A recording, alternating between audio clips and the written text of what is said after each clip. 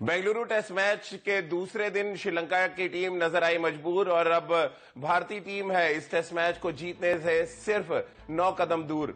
नमस्कार, आप देख रहे हैं रणयुद्ध और मैं हूं राजीव मिश्रा। आज बात करेंगे बेंगलुरु टेस्ट मैच के तीसरे दिन की, जहां पर 447 रनों का लक्ष्य है श्रीलंका के सामने इस टेस्ट मैच को जीतने के लिए। वहीं भारतीय टीम सिर्फ 9 कदम दूर खड़ी है एक और टेस्ट मैच अपने नाम करने में। अगर हम टेस्ट मैच के दूसरे दिन का एनालिसिस करें तो काफी कुछ तस्वीर पहले दिन जैसी नजर आई। पहले दिन 16 विकेट गिरे थे तो दूसरे दिन 14 विकेट गिरे। बल्लेबाजी करना मुश्किल था और विपरीत परिस्थितियों में जिस तरह से ऋषभ पंत ने शानदार और धमाकेदार बल्लेबाजी की, जिस तरह से श्रेयस अय्यर ने इस मैच में दूसरा अर्धशतक अपना लगाया, उसकी वजह से भारतीय टीम बेहद मजबूत स्थिति में पहुंची। हालांकि गेंद अभी भी स्क्वायर टर्न कर रही है और कुछ गेंदें बहुत नीची रह रही है, जहां पर बल्लेबाजी करना एक बड़ा चैलेंज बनता जा रहा है। विराट कोहली एक बार फिर फेल हुए और एक लंबे अरसे के बाद टेस्ट करियर में उनका एवरेज 50 से नीचे चला गया। इन सभी मुद्दों पर बातचीत करेंगे और क्या श्रीलंका इस टेस्ट मैच को एक दिन और आगे ले जा पाएगी या टेस्ट मैच तीसरे दिन ही खत्म हो जाएगा,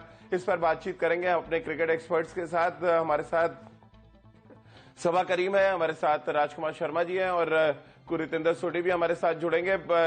राजकुमार जी, कैसे आप देखते हैं? पहली बात तो पिच की कर लेते हैं। पहले दिन 16 विकेट गिरते हैं, दूसरे दिन 14 विकेट गिरते हैं। बल्लेबाजी करना क्या वाकई बड़ा चैलेंज है या ऋषभ पंत और श्रेयस अय्यर की बल्लेबाजी को देखें तो लगता है बहुत आसान सा है? नहीं राजीव, देखिए विकेट जैसा है उस पे बहुत बड़ा चैलेंज है बल्लेबाजी करना, लेकिन हाँ बहुत पॉजिटिव तरीके से ऋषभ पंत ने और श्रेयस अय्यर ने बल्लेबाजी तो मुझे लगता है कि शायद वही एक तरीका है, क्योंकि आप वेट नहीं करेंगे कब कौन सा बॉल पंत और श्रेयस अय्यर ने किया, और यही एक तरीका विकेट पर खेलना है जहाँ पर बॉल स्क्वायर आप स्टडी चलिए राजकुमार सर, लौटेंगे आपके पास। सबा भाई, दूसरे दिन भी 14 विकेट गिरते हैं, क्या मायने निकाले जाए पिच के? और जैसा कि राजकुमार सर से मैंने पूछा, क्या बल्लेबाजी करना वाकई एक बड़ा चैलेंज है, बहुत मुश्किल काम है बेंगलुरु की पिच पर?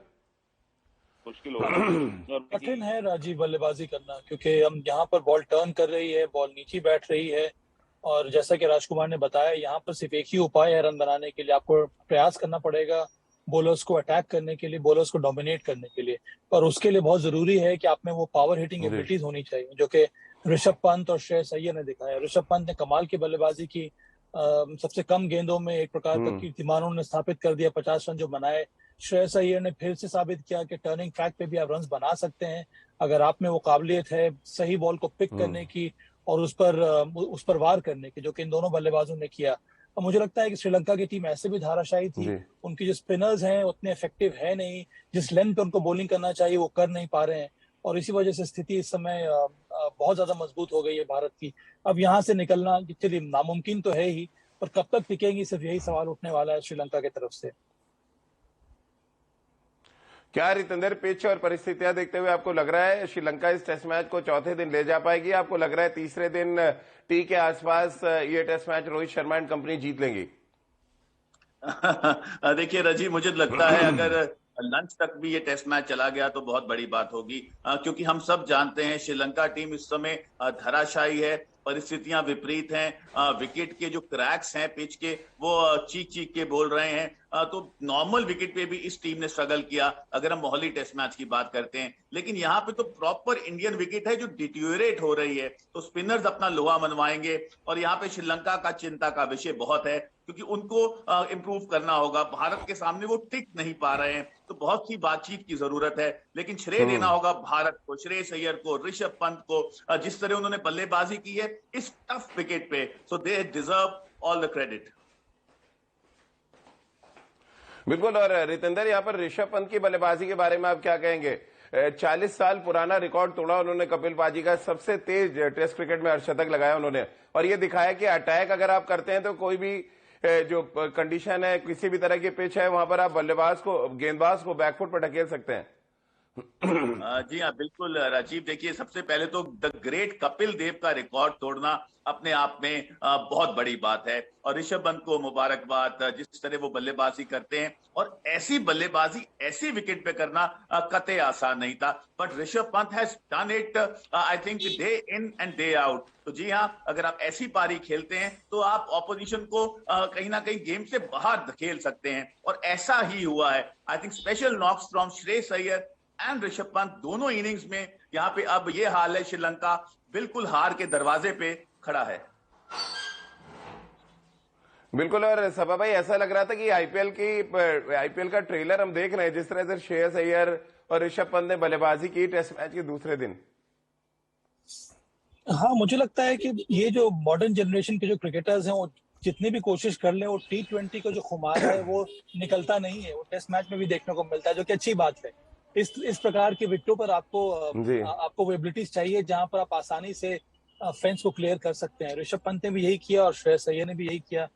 मुझे लगता है ये जो नए जनरेशन के प्लेयर्स हैं, अपने अपने पावर हिटिंग को बैक करते हैं। कंडीशन जैसा भी हो वहां पर तैयार रहते हैं इस प्रकार के शॉट्स खेलने के लिए। इसी वजह से मुझे लगता है कि बहुत बड़ा अंतर नजर आया है भारत और श्रीलंका की क्वालिटी में राजीव। उसके ऊपर से हमारे पेस बॉलर ने बेहतरीन गेंदबाजी की है। बुमराह को आप देख लीजिए, तो श्रीलंका ना तो हमारे पेस बॉलर्स को खेल पा रहा है, ना तो स्पिनर्स को खेल पा रहा है। तो इनके लिए पार पाना बहुत ज्यादा मुश्किल हो गया है। जी, दोनों पारियों में अर्धशतक लगाया राजकुमार सर। श्रेयस अय्यर ने बड़ा दावा उन्होंने पेश कर दिया, मिडिल ऑर्डर में अपनी जगह को मजबूत करते नजर आए वो। बिल्कुल राजीव, आपने ठीक कहा। और एक जो तलाश थी कि भारत को मिडिल ऑर्डर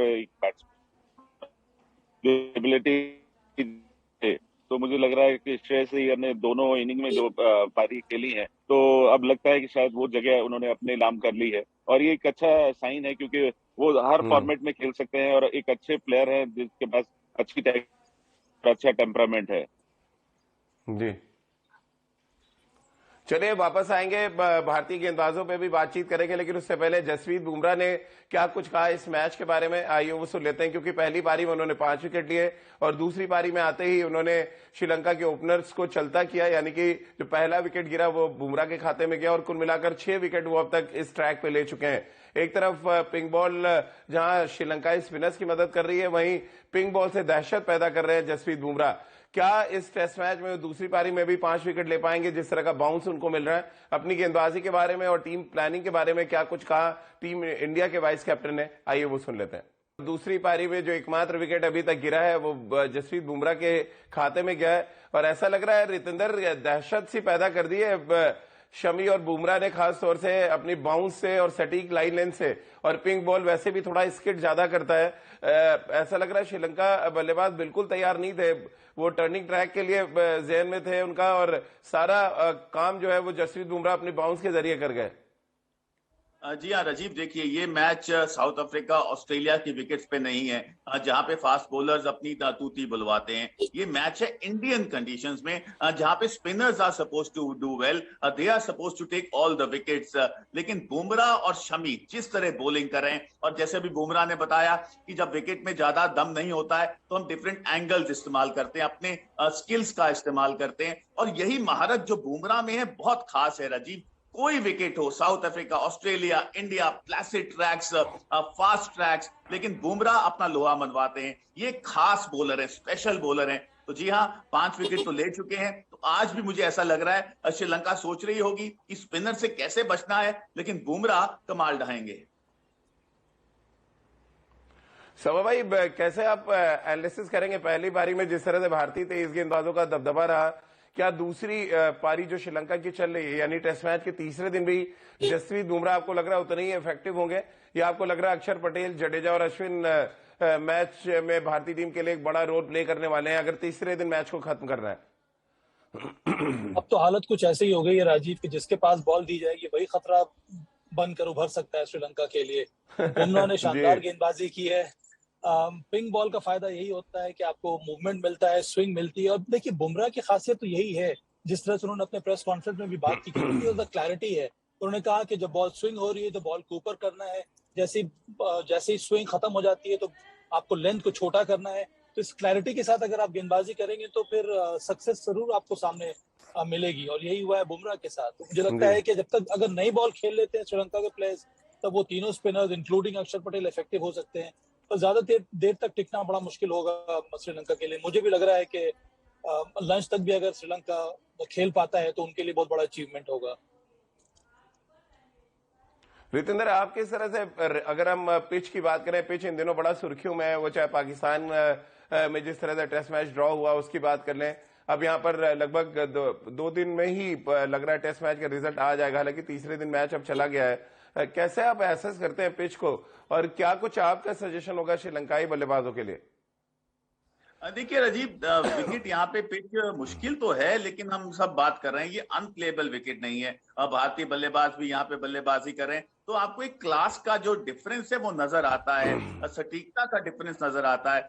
कैसे आपने ऐसी विकेट पे टेक्निक दिखाना है वो बहुत जरूरी है, और श्रीलंका ने नहीं दिखाया है। भारतीय बल्लेबाजों ने टेक्निक की महारत दिखाई है। तो जी हाँ, अगर हम टैलेंट की बात करें, मेहनत की बात करें, तो Indian team has been miles ahead. तो श्रीलंका को तो यहाँ पे बात करनी होगी, पिच की नहीं, अपने आप में देखना होगा, अपने गिरबान में देखना होगा। वो जानते हैं कि वो अच्छी क्रिकेट नहीं खेले हैं। आप मोहाली की बात करें या इस टेस्ट मैच की बात करें, they have to come up leaps and bounds. बिल्कुल। और सभा भाई, जो कुछ अगर हम कहें नतीजा निकल के आ रहा है, अगर उसको एनालिसिस करें तो एक बात तो साफ है, जो आप स्ट्रोक्स खेल रहे हैं अगर इस तरह के पिचेस पे, तभी आप रन बना रहे हैं। बॉब डाउन हो जाएंगे तो फिर आप आउट होने का खतरा बढ़ता है। विराट कोहली एक बड़ा एग्जाम्पल है, हनुमा विहारी एक और एग्जाम्पल है, जो सेट हुए, अचानक एक बॉल नीचा रहा और आपका काम तमाम हो गया। विराट के बारे में खासतौर से आप क्या कहेंगे? दोनों पारियों में एलबीडब्ल्यू हुए, एक लंबे अरसे के बाद उनका जो टेस्ट एवरेज है वो 50 से नीचे आ गया। सभा भाई, ये डिसअपॉइंटिंग रहेगा विराट के लिए, क्योंकि ऐसा बड़े खिलाड़ी हमेशा एक बेंचमार्क सेट करके प्रदर्शन करने का प्रयास करते हैं। वहां से अगर आप नीचे आ जाते हैं तो फिर आपको कई बार इंट्रोस्पेक्शन करना होता है वापस इस दौर से निकलने के लिए। मुझे विश्वास है कि विराट को भी कुछ इसी प्रकार से करना होगा। जिस तरह से वो बल्लेबाजी कर रहे थे, वो जो स्थिरता होनी चाहिए बैटिंग, वो देखने को मिला नहीं। इसी वजह से मुझे लगता है कि थोड़ा बहुत वो सर्कमस्पेक्ट रहे अपने फुटवर्क में भी। ये अलग बात है कि दोनों पारियों में बॉल जो है वो नीचे रह गई, पर अगर आप और ज्यादा डोमिनेट करने का प्रयास करते तो फिर हो सकता है कि तस्वीर कुछ अलग प्रकार की रहती। एक कठिन कंडीशन जरूर है, पर यहाँ पर देखिए, रन बनाने के लिए इस प्रकार के कंडीशंस में एक तो आपका डिफेंस बहुत सॉलिड होना होता है। अगर आपका डिफेंस सॉलिड है तभी आप थोड़ी बहुत भी अगर लूज बॉल मिल जाए तब उसको आप पनिश कर सकते हैं, जो हमें ऋषभ पंत और श्रेयस अय्यर ने दिखाया। तो वो कमी देखने को मिली है, पर मुझे विश्वास है कि अगर खुद से अपने बल्लेबाजी को एनालाइज करेंगे तो उनको भी बहुत कुछ सीखने को मिलेगा आने वाले समय में। आप किस तरह से देखते हैं रितेंद्र? आउट होने का पैटर्न विराट का लगभग एक जैसा होने लगता है। पिछले कुछ मैचों में हम देख रहे थे ऑफ स्टंप के बाहर वो पीछे पकड़े जा रहे थे पेस बॉलर्स पे, अब स्पिनर पे वो बैकफुट पर लेट हो जा रहे हैं, ऐसा लग रहा है बल्लेबाजी करने में, और दोनों पारियों में एलबीडब्ल्यू हो गए। वो कैसे आप एसेस करते हैं विराट कोहली जैसे बड़ा बल्लेबाज अगर सेम गलती बार बार करे तो? जी हाँ राजीव, देखिए यहाँ पे हमें मानना होगा, अगर मनोबल की बात करें, अगर आप ऐसे सेम तरीके से आउट हो रहे हैं तो आपका जरूर थोड़ा सा नीचे है। लेकिन विराट कोहली जैसे श्रेणी के प्लेयर जो दिग्गज हैं, इनको वापसी करना आता है। तो विराट कोहली बहुत डिसअपॉइंटेड होंगे, लेकिन बहुत काम करेंगे, नेट में जाएंगे, बैक टू बेसिक्स जाएंगे, क्योंकि ऐसे प्लेयर को एक ही नॉक चाहिए होता है वापस बड़ी फॉर्म में आने के लिए। तो हम सब उम्मीद करते हैं कि विराट कोहली की जो टूटी कुछ महीने पहले बोलती थी, बड़े मैच विनर थे, लंबे नॉक्स खेलते थे, वैसे ही क्लास हम दोबारा देखेंगे विराट कोहली में, और यही रोहित शर्मा और राहुल द्रविड़ उम्मीद कर रहे होंगे। सभा भाई, हनुमा विहारी और मयंक अग्रवाल जैसे बल्लेबाजों ने आपको लग रहा है मौका वेस्ट किया अपना, क्योंकि दोनों पारियों में स्टार्ट मिले हैं दोनों बल्लेबाजों को, लेकिन कन्वर्ट नहीं कर पाए बड़े स्कोर्स में? देखिए, जब चयन करता है या फिर टीम मैनेजमेंट या इस विकेट के प्रदर्शन पर इस विकेट पे को देखेंगे और इस पर जो जिन्होंने रन्स बनाया उसके बारे में देखेंगे, तो मुझे लगता नहीं है कि ज्यादा हार्श होने की आवश्यकता है, कि टफ कंडीशंस हैं यहाँ पर। अगर आपने कुछ भी रन्स कंट्रीब्यूट कर लिए हैं तो उसका भी महत्व बहुत ज्यादा होता है। तो ये जो टेस्ट मैच है वो सही पैमाना नहीं होगा किसी भी बल्लेबाज को टेस्ट करने का। मुझे लगता है कि जो कंटिन्यूटी मेंटेन करने की आवश्यकता है, क्योंकि अभी भी टेस्ट टीम जो है वो भारत अभी भी बिल्ड कर रहा है, तो बहुत जरूरी है कि इस प्रकार के प्लेयर्स में भी इन्वेस्ट करते रहें।